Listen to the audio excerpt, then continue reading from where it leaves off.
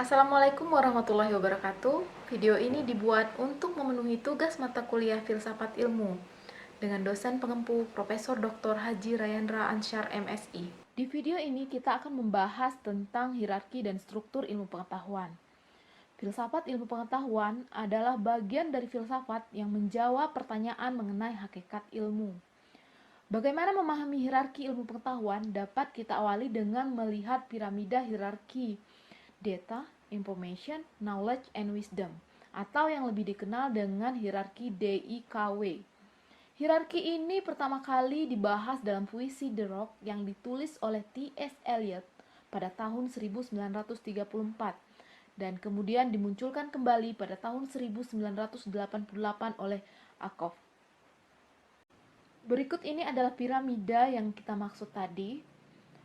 Di level terendah adalah data, kemudian di level kedua ada informasi, di level ketiga ada pengetahuan, dan yang tertinggi adalah wisdom atau kebijaksanaan.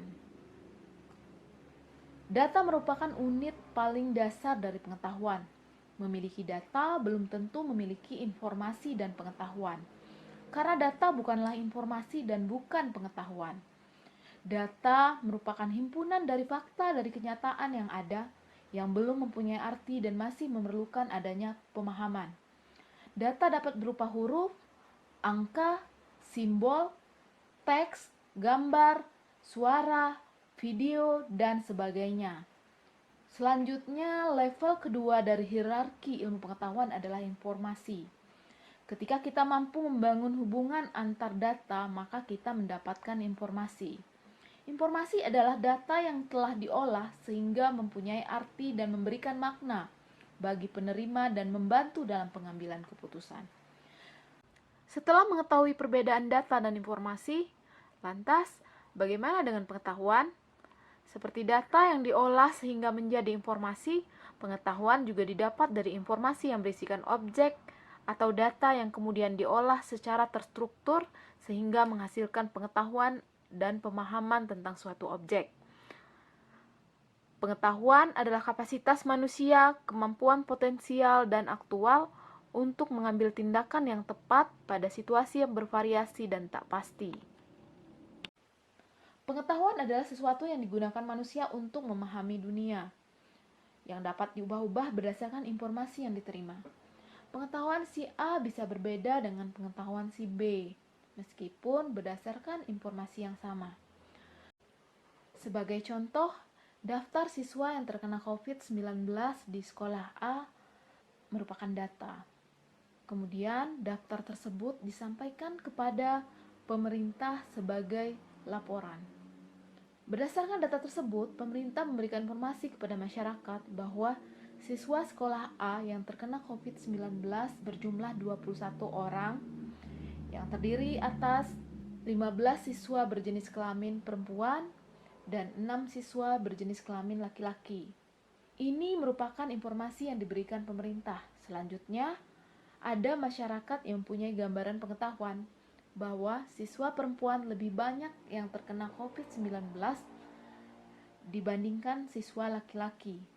Kemudian, masyarakat yang lain mempunyai pengetahuan yang berbeda, menyatakan bahwa imun siswa perempuan lebih rentan terkena COVID-19 dibandingkan dengan siswa laki-laki. Jadi, berdasarkan informasi yang sama, pengetahuan yang diterima seseorang bisa berbeda. Level tertinggi dari hierarki ilmu pengetahuan ini adalah wisdom.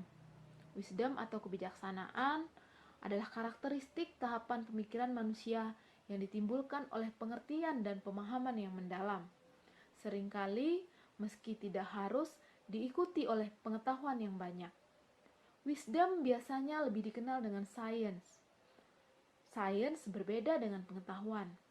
Memiliki pengetahuan tentang sesuatu belum tentu memiliki science tentang sesuatu.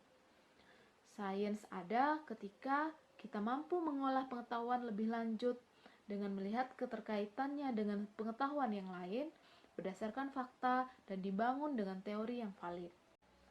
Sains tidak dibangun dengan intuisi rasional saja, tetapi dibuktikan dengan temuan empiris di lapangan. Sebuah teori harus direvisi jika tidak sesuai dengan temuan empiris. Tentunya dengan menjelaskan mengapa temuan empiris tersebut berbeda dengan teori yang telah ada. Selanjutnya kita akan membahas mengenai agama, filsafat, dan sains dalam menjelaskan fenomena alam yang terjadi dilihat dari perspektif pengembangan ilmu pengetahuan.